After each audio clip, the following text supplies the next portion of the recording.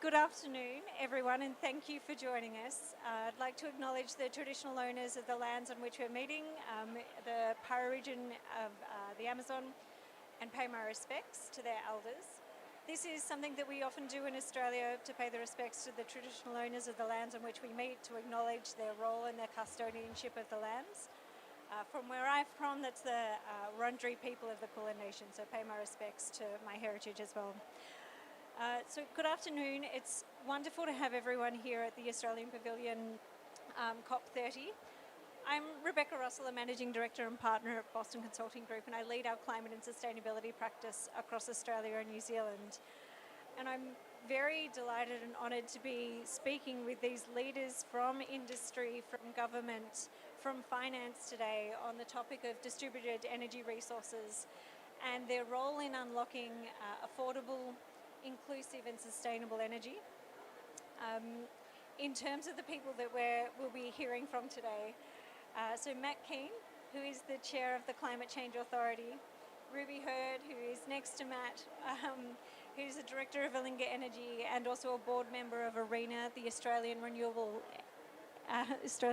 Energy Agency, Paul McCartney, the Chief Investment Officer for Rewiring the Nation at the Clean Energy Finance Corporation, and Zoysa Northbond, the CEO of Octopus Energy Generation. Before we start, I wanted to share just a couple of reflections on the progress that we've already made in Australia. In many ways, it's a postcard from the future in terms of what is coming.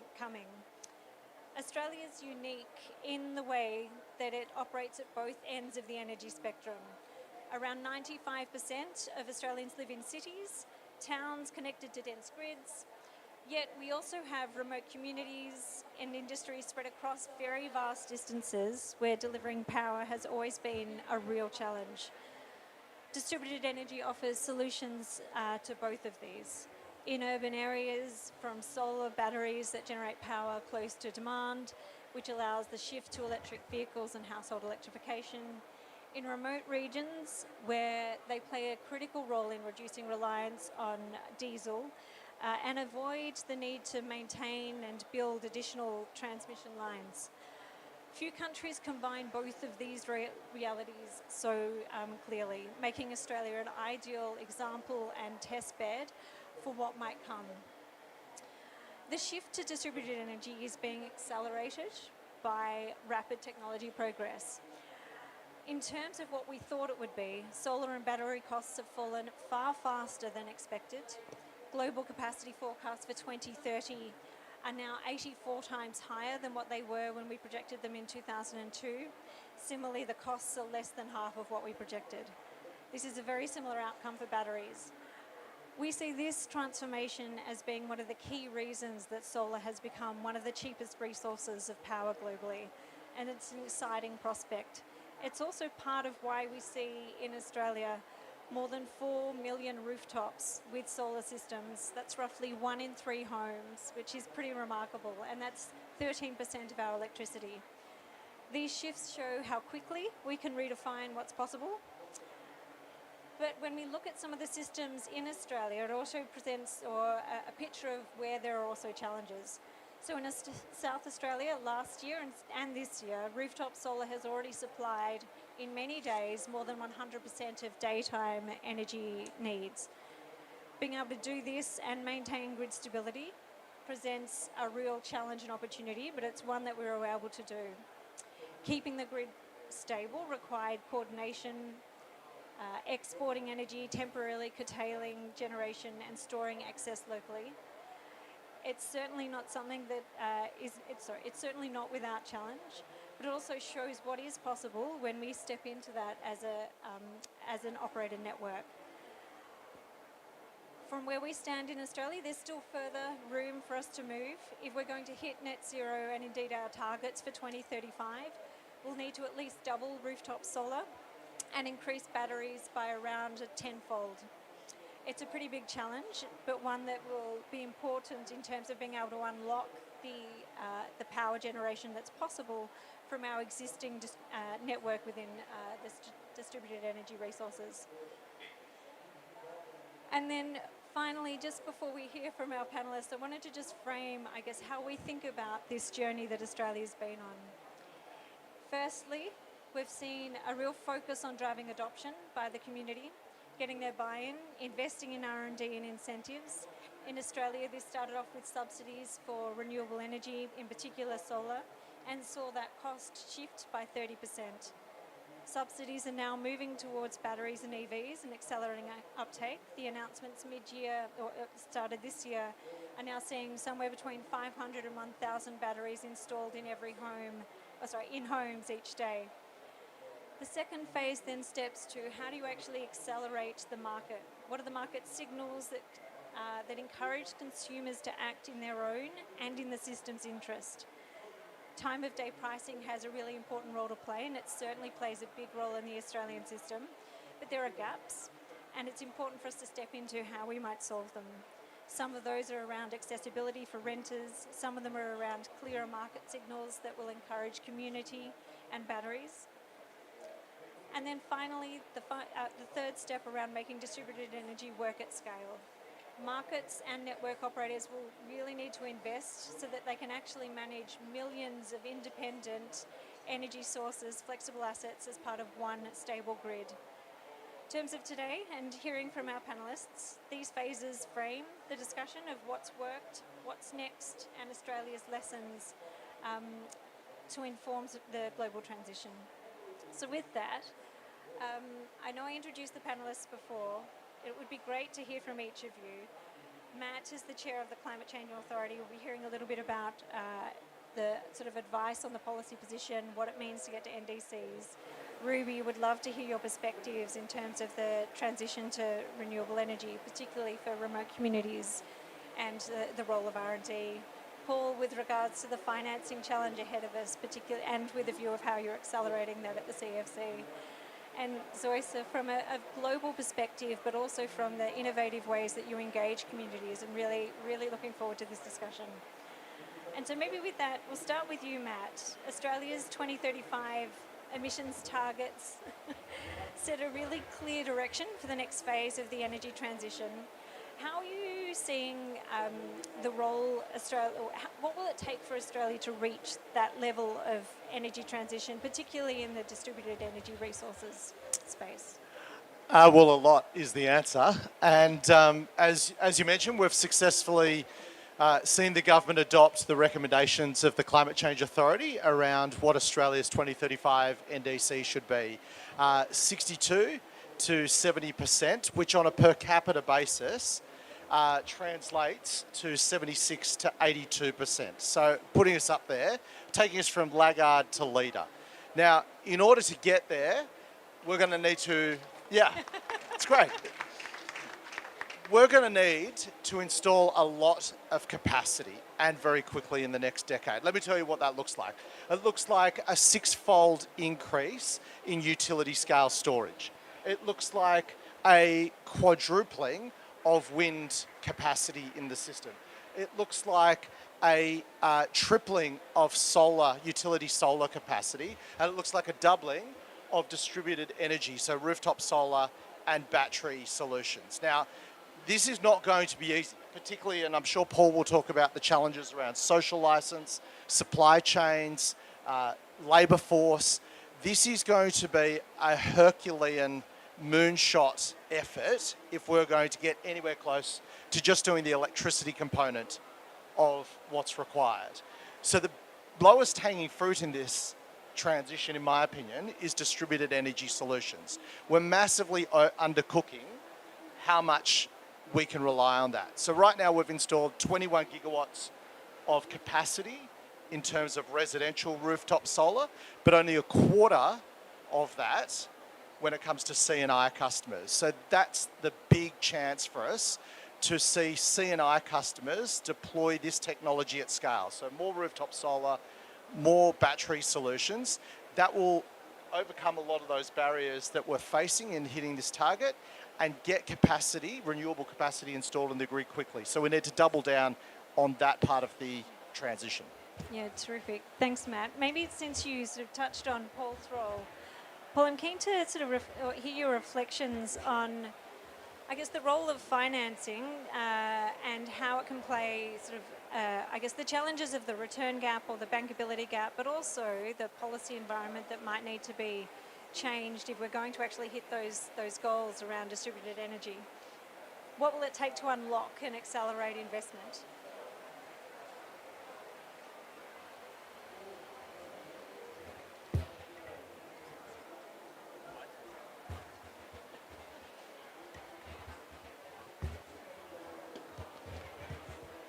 Hopefully that's better. I guess maybe to start somewhere, when you look at what's going on in the rooftop solar market, so we're averaging about 3 gigawatts a year of rooftop solar into the market, which is just fantastic. But it's creating a problem, and Rebecca, you sort of showed that on your slides of negative daytime flows out of the lower voltage grid. Yes, the government, in response to that, introduced a battery subsidy scheme. 30% of the capital cost of batteries now subsidised. That's been an outstanding success. So it looks like we're installing about 50 megawatt hours in residential batteries per week, which is just massive. The things that we notice as CFC in trying to get these distributed energy resources into things like VPPs or controllability, so you can get them, to charge the batteries at the right time of the day, whether that's a household battery or an EV, and discharge at the right time of the day. We need controllability. There's quite a few barriers in that. So there's a regulatory environment where we have distributors and then retailers. That sort of needs to be solved. Who's going to control and own those markets? There's some disruptive retailers that we're seeing, which I think is fantastic as well. So I think regulatory reform is one part. But the CFC, besides that, we've been putting out through our aggregated funds a lot of funding for households to take up EVs, take up rooftop solar and take up batteries. And through our Household Energy Upgrade Fund, which is a $1 billion fund, we've already committed over $400 million, catalysing $800 million of those assets in the marketplace, and providing a 3.5% interest rate saving to consumers. So that's about $1,500 a year to the consumers that are taking that up, which is terrific. So we really want to see consumers benefit from this transition and take control of their energy bills. An interesting stat is we've provided an extra 0.5% discount to consumers if they elect to adopt into a VPP. And what's happened as a result of that, we've found a doubling of the uptake of VPPs just by offering that. So I think what that tells me is consumers want to have the power of choice and the power of determination in those decisions. No, thank you. That's incredibly fascinating to see how the different market signals are driving uptake in that way. Maybe changing tack, Ruby, I'd really, really love to hear your perspectives on, I guess, the other end of the spectrum in the world that we see in Australia, sort of remote communities, off-grid, and how ARENA's been playing a role on that front, but also sort of where the challenges sit for Australia. Thank you. I was going to first just introduce a little bit about ARENA. So we're a Commonwealth government-funded special investment vehicle established in 2012. And the purpose of ARENA is to accelerate the development and also the deployment of renewable energy, energy efficiency and electrification technologies. And all of that in support of our net zero emissions goals. And what sets us apart from funders maybe like the CEFC is that most of our funding goes out via grants. And so we don't expect a return on investment like a lot of other funders, which kind of changes how and where we can play. We just don't have those same expectations of returns. And that opens up different opportunities for us, like investing in sort of less developed technologies or investing in places that just aren't commercially there yet, like hydrogen. And that also allows us to play in some of these very challenging landscapes, like electrifying or reducing diesel usage in remote Aboriginal communities. So we currently have hundreds of remote Aboriginal communities that are running on 100% diesel generation. And previously, although we know that solar has been the cheaper option since about 2015, I think, it overtook diesel. And there's a dramatic saving to be made today. But we didn't see those investments into solar into our communities, only on a very small scale. And so what ARENA's been doing is investing in those microgrids for our regional communities and also our remote communities. We have a $125 million fund, $75 million of which is earmarked for First Nations communities.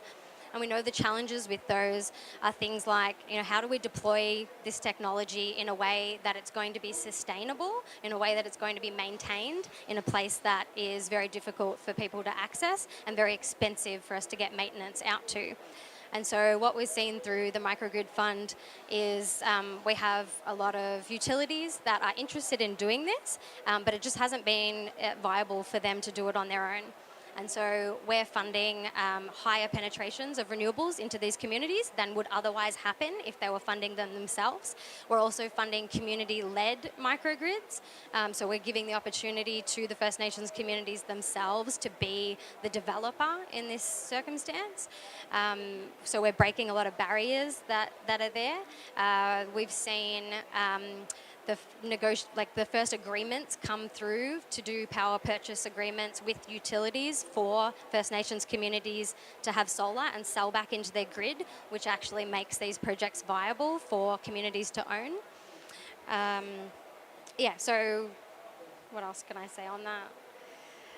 I think one of the other things that has happened is that we've had advances in technology which has really enabled us to put solar into small isolated grids. So previously we couldn't control the solar. We have too much going into these small networks, and it just doesn't work from a technical standpoint. So what we've seen more recently is that we've got control technologies coming in, allowing us to turn down solar, which means that this has now opened up rooftop solar for many communities that it wasn't an option for before. And that's true on our fringe of grid areas connected to our energy markets, and then also these remote isolated communities too. So there's a lot of opportunities coming forward right now that haven't been on the table for them previously. Yeah, incredible, and an amazing segue for us to hear from Zoisa and the role that Octopus Energy Generation play. I think a real innovator globally in terms of making energy and renewable energy accessible to households and communities. I'm really interested in reflections on how you have done that. How have you incentivized community household uptake, both front of meter and behind the meter? Hello, and thank you very much for inviting me to speak on an Australian Pavilion panel. For those of you that may not know Octopus, we are a very young energy company. We're about 8 years old, and we were set up to disrupt the energy system by using technology as a platform that would eventually go right from generation at the one end to customer bases at the other, highly engaged customer bases. We wanted to create an energy system where we would use productization technology and be able to lower the costs of electrons for consumers.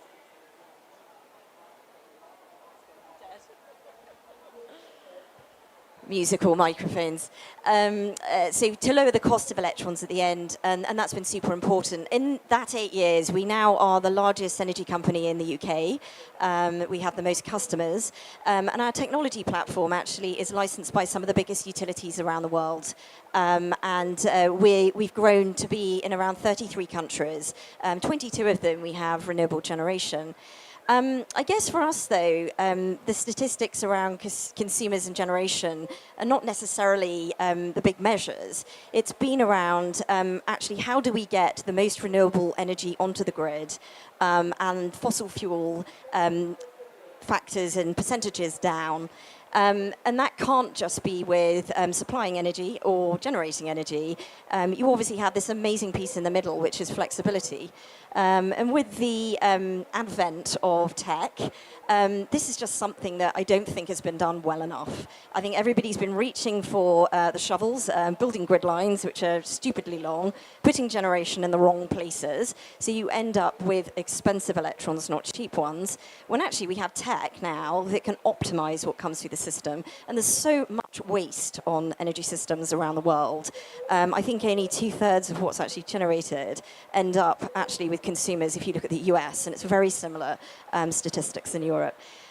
Crazy. So what we wanted to do was stand back and say, we've got millions of customers now on our platform around the world. what can we do to really, really make flexibility, which is a disgusting term and nobody actually understands it day to day, but how can we incentivize that and make customers really understand it? So we started to look at essentially what our time of use tariffs. So being able to look at our generation base and being able to send price signals to consumers and saying essentially there's an abundance of wind on the system or an abundance of solar on the system. Use energy now and we can give you a cheaper tariff as a result. And in fact, we have a wind turbine tariff, which is called Fan Club, where we will do just that. We say lots of energy from your local wind turbine, use it now, and we can give consumers as much as 50% of their energy bills. It has created this enormous kind of movement, actually, strangely, for wind turbines across Europe, despite the fact that people tell us they hate them, apparently, which is not true. And we've got something like 55 communities saying, please come and build wind turbines in our back garden if it means we can get cheaper energy as a result. We've actually started using that data to show where sources of demand are and planning generation, so you can build very short grid distances and very, very short grid lines, rather than just thinking, oh, there's an ice field, let's put it there and build an expensive grid. That system is actually called Winder, or Tinder for wind, because we're matchmaking communities with generation. But now we have also in there data for solar, all sorts of things, which has been very helpful. In terms of moving kind of even further into the flexibility realm, we have one of Europe's largest virtual power plants. And again, it's essentially using the same things, so price signals, smart meters in homes, EVs, and anything that can connect, and we can identify flexibility. But we say to the customer, we don't say, oh, join in our flexibility program. We say, actually, if you have a vehicle, tell us how much you want it charged, when you want it by, and hand the controls over to us. We will create a tariff where you will get super cheap charging, like I think it's more than that, 50% lower than almost the price cap in the UK. We will make sure we get the vehicle to you.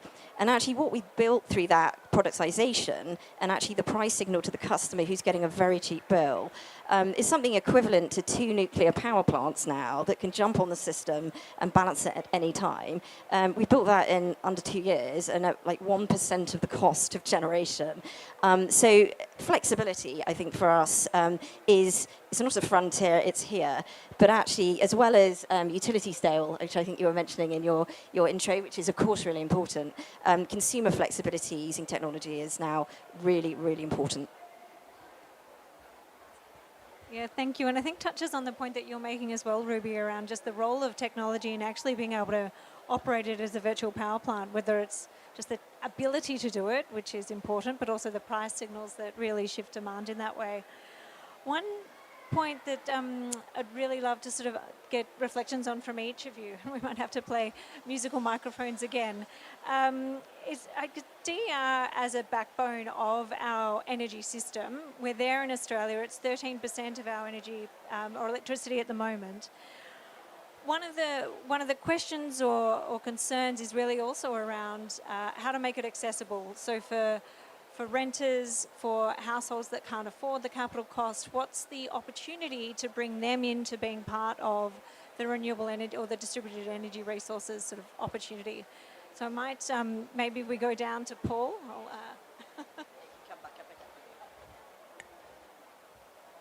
Thanks, Rebecca.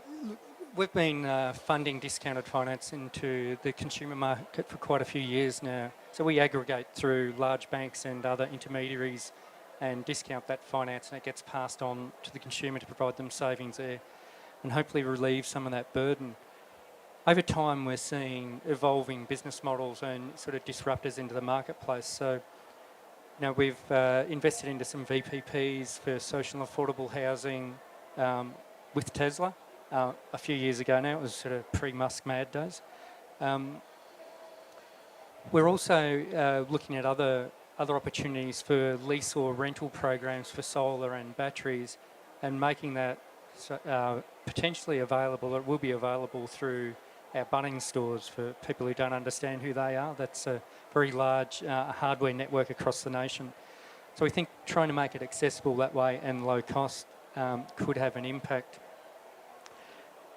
We also, for EVs, provide heavily discounted finance to EVs, which is a great complement back to the government's FBT break on those as well. So there's a few ways there we're trying to help reduce that cost burden, make things more affordable for consumers. I can probably give two examples, one from a First Nations community standpoint. So in Western Australia, Horizon Power have rolled out their Kimberley Solar Savers, where we know that not everybody's rooftop is suitable to have solar panels put on it. So that's one of the big barriers for First Nations housing, is that it's not always structurally acceptable for solar panels. And so realising that, they said, well, we will actually install the panels in front of the meter, and then we will implement tariffs so that everybody receives a discount between 6 a.m. and 6 p.m. For that shared power, and that has a number of benefits and allows access for everybody. And then another example is community batteries with, again, using tariffs, soaking up the solar from everybody's excess solar generation, and then selling that back to people on a special community battery tariff. So I think the tariffs are in some way the key. Yeah, look, the only thing I'd add is I think we need to update the rules that incentivise the right behaviours. So doing things like incentivising landlords to be able to install solar batteries on their properties, that's a positive intervention that governments could make that would see renters and non-property owners be able to enjoy the benefits that those that can afford solar on their properties get. The second thing I'd say with regard to your point earlier is that we need incentives that help people move congestion away from congestion on the grid at certain times of the day. And this is where Octopus and technological solutions come in. So that's a no-brainer. Our market bodies should be putting in place those rules that incentivise non-network solutions. I mean, the distributors, and sorry if there are any in the room here today, are constantly looking to overbuild the grid because that is passed on to consumers. That is not in the best interests of the total system cost, and we need to be clever about how we get non-network solutions in place. Finally, I think we also need to be putting in place solutions that remove some of the upfront costs of installing rooftop solar or behind-the-meter batteries. We're seeing the home battery program, which is an absolute boon. We've already seen that 30% discount off batteries see over 100,000 batteries installed in 4 months of this year. That was more than the entire battery fleet installed across the country for the whole of last year. So the right policy incentives work, not just at the federal level, it needs to be coordinated with the state governments as well. And my final message is, this is why certainty matters. And when political parties and political actors want to go in a totally different direction, all it does is penalise consumers and taxpayers, and actually puts in place a disincentive to modernise our grids in a way that benefits the community. Thank you. I would agree wholeheartedly with all those points. I would also add, when we're looking at electrifying societies as quickly as we possibly can, there clearly is a high upfront cost that comes with that. Again, in looking at productization, which is where we always kind of go back to, and understanding consumers, we have created a product which is for new homes and is also going to be retrofitted, where built in from the outset, you put solar panels on the roof, you also put a battery in. We also have heat pumps, so getting away from dirty gas boilers, we don't need those anymore. We have heat pumps. And then Octopus actually does the arbitrage between all of those bits of tech in the home and the grid, so that you get super cheap, in fact, free energy. So it's called Zero Bills Homes for 10 years. So we just make this make sense because, of course, when people buy homes, they are looking at long-term commitments. They're looking at long-term payments for 25 to 30 years. And actually, it makes 100% sense that this is something that can be wrapped into mortgages. And that's what we do. And they are proving very popular. We've got the 6 biggest house builders in the UK now committed to building 100,000 zero bills homes by 2030.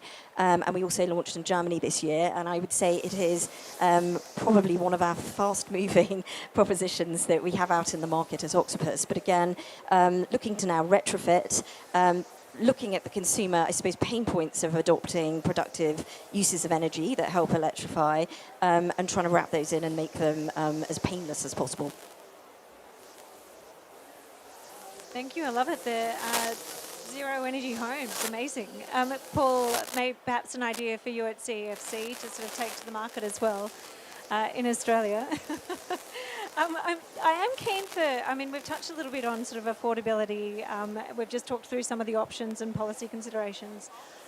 If there is this return gap or an investment gap holding back, whether it's large-scale generators from deploying on rooftops, whether in industrial parks or even sort of the individual home, what can we do to attract more of that or address the bankability gap?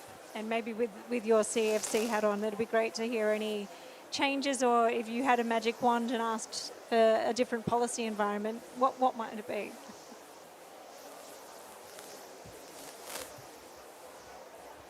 I'll tread carefully with policy because we're not meant to comment on it. Look, I think Matt really touched on it. You need certainty.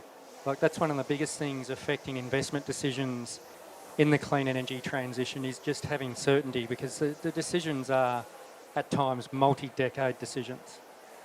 So I think certainty, number one. I think when I look at the Australian market with regard to the solar rooftops and consumers, there's a bit of a battle there between the distribution networks and the retailers and who's going to get to control what.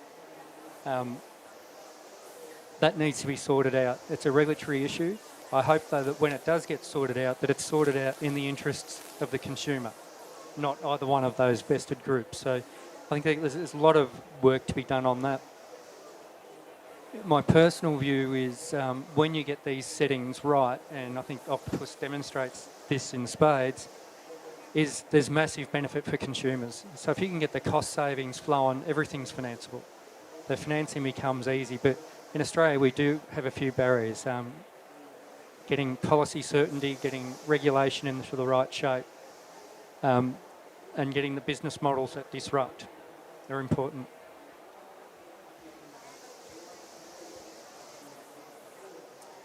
Oh, I think that's exactly what the CEFC does, and what ARENA has been doing is closing that gap on, what's viable for people to develop certain technologies or deploy them. So in ARENA's case, us putting out $3 billion into the market has unlocked $14 billion of public and private investment. It just rolls on. Sometimes you just need something to close that gap so that we can get things out there and people can benefit from them. I just want to make a point that we should all be running around this conference and saying, and that is that Australia is the place to invest.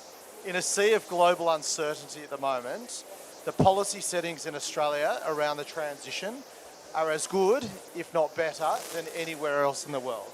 I mean, Albanese has a thumping majority, okay? And judging by my side of politics, it's going to be even bigger, okay? So that means that the policy settings will be in place for the next 3, 6, probably 9 years. That's a lot of certainty. We've got ambitious targets. We've got a government that has signed up to those targets and has put in place policies to get there. You've got all the state and territory governments largely rowing in the same direction. If Donald Trump wants to walk away and tell investors they shouldn't be playing in the US, we should be putting our hands up and saying we want that capital here, because that means jobs, that means investment, that means economic growth, and a new era of prosperity for our nation. And we should be going and grabbing it if these other idiots don't want it. mean, obviously, I can't really comment on Australian policy, but I would say, standing back, if you create a great space for innovators and innovation and productization, as I keep talking about, I think you'll be able to probably achieve all the things that you're kind of looking for. And I know certainly companies like ours 100% look for certainty and a really clear direction on renewables. So not people flip-flopping around, but saying, this is what we want. This is something, welcome in, this is what we want. I would then say true innovators would look and say, we're going to blaze the trail, and we're going to actually write the books of where money should come in. So send the signal up and say we've got a great model, and also then form the regulation around it. And we have done that actually to quite a high extent in the UK with the flexibility markets, where we had to be quite brave and take on the risk of almost creating the effect in the market to show that it was possible, that enough consumers would want it. And actually what we do now have in the UK is flexibility markets that recognise consumers. So I think all of the things here are hugely attractive for us to do more. And I'm sure innovation companies like ours will want to do even more in Australia. We can do all of those things. That's great. One thread that sort of we've touched on a little bit around the role of, obviously the role of a distributed energy resource network and the importance of technology in enabling that, not just the physical assets, but the virtual power plant element. One aspect that sort of came up in sort of some of the opening sort of remarks that are made around how we make it work in Australia. So the fact that we're able to make it work with more than 100% of solar power during sort of the middle of the day. The topic of resilience of a network, the ability to operate in that way, the role of technology. Keen for maybe your different reflections on how we think about that as a whole of system, but then also in the microgrids. I mean, some really amazing sort of examples that you mentioned, Ruby, around what you're doing in sort of Indigenous communities and remote communities to make that work in terms of, in particular, the role of technology. But any reflections on what will it take for us to sort of, I guess, accelerate it and do even more?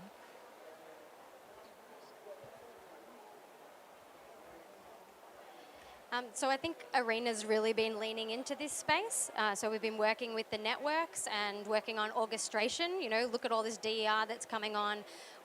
What's the likely outcome and how do you manage all of these different assets? So we're leaning into virtual power plants and emerging technologies or emerging opportunities like vehicle to grid. So I think that's where we see a lot of opportunity. And our research indicates that by 2050, if we can use just 10% of the total customer vehicle to grid capacity, that could provide more than a third of the storage that we need on the national electricity market. So it's really significant what we can get from customers and the benefits that we can share back to them if we do it in the right way. And yeah, it's a big focus for ARENA in the future.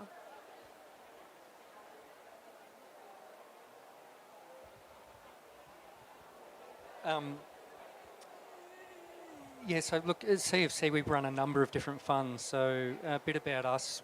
We've got over $33 billion to invest. We can invest across any range of financial instruments, senior debt, equity. As a result of that, we run a venture capital style fund and we run a private equity style fund. So we're taking a number of investments into various technologies, trying to solve some of these issues around how do you get the network to talk.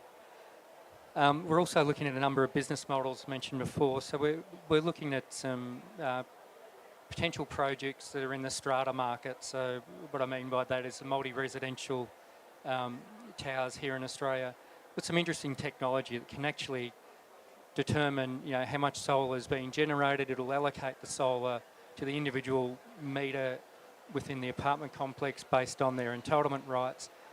And it'll actually select the time of day to provide that solar to the person. So there's lots of interesting things coming out there in the marketplace that we're keen to see more of.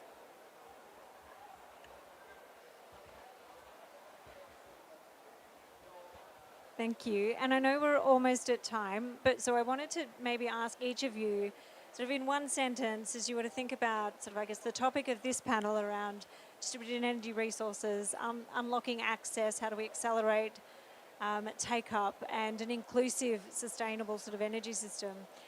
What would be your one, and you can choose sort of the opportunity, the pitch that Matt just gave for the world to invest in Australia, or the opportunity to accelerate, or the challenge that we need to step into? So some of them we've talked about already, but if there was one message, opportunity or challenge, what would it be? Maybe we'll musical microphone our way from Zoisa to Paul.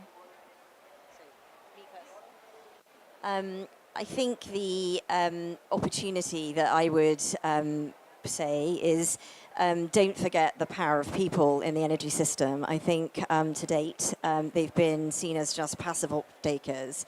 And I really do think that through flexibility, they have the ability to revolutionize the system, support the building of completely low carbon energy that's resilient and also super cheap. But we won't be able to do that unless we look to consumers. And when I say consumers, households, but then also industrial customers, of course, as well.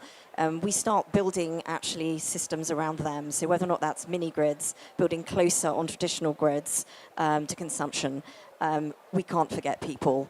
They're not passive in the energy revolution that we're seeing. I'll just reiterate the point that I made. This is the biggest economic opportunity that Australia has ever seen. This will make the Industrial Revolution and the mining boom look like a blip. But we've got to move, and we've got to move fast. Those people wanting to walk away from net zero or to stand in the way of this global megatrend will resign Australia to becoming a rust bucket state. That is the choice before us. So we need to lean into our greatest competitive advantage, and that is that we have the ability to generate some of the cheapest, cleanest, and most reliable energy anywhere on the planet. That underwrites energy-intensive industries, which underwrites jobs and investment and economic growth. And if we don't grab this opportunity, and you see everyone out here today running around trying to do exactly what I'm talking about, then another jurisdiction will. And that will come at the expense of Australia's future. So it is an opportunity, but it is also a major risk if we walk away from our chance to be an economic and energy superpower. I'll go in a different direction and say the great opportunities for adding resiliency and reliability to our grids. Over 90% of Australia is classified as remote. And so we've got a lot of power systems, people at the end of them, and power's not reliable there. So it's not just our remote communities, it's also our regional communities and our farmers who need these types of resources to improve their quality of service. And that is the equity piece that we're commonly falling back on, is energy security for all Australians, not just urban Australians. Agree with what Matt said. It is a fantastic opportunity. So, Zosa, I've got $33 billion. You need to come and talk to us here and get going in Australia. Just wave the cash. That was your thing. Thank you so much, Paul, Ruby, Matt, Zoisa. It's been incredible to hear your perspectives.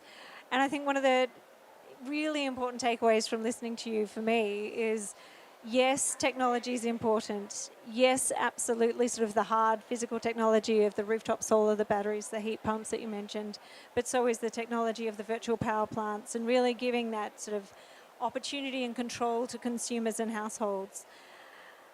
And probably that's where I'll end. The point that you made around how important it is to make sure that this is a solution that works for people and works for communities, and they will drive a really significant change in the way that they use energy throughout the day. If we empower them, it certainly make a huge difference. And then the one final point would just be just how incredible it is that this can play such an important role in our grid, our 95% of Australians that live on dense grids, but also the 90% of Australia, as you put it, Ruby, who are remote. And this provides a remarkable opportunity for us as Australia to really power our future. And I did say that was the last one, but it would be remiss of me not to reinforce Matt's point around the economic opportunity if we get this right for Australia. So thank you so much for joining this discussion. Thank you for listening in and tolerating the musical microphones. And we're really excited about this opportunity and wishing you an excellent rest of COP. So thank you.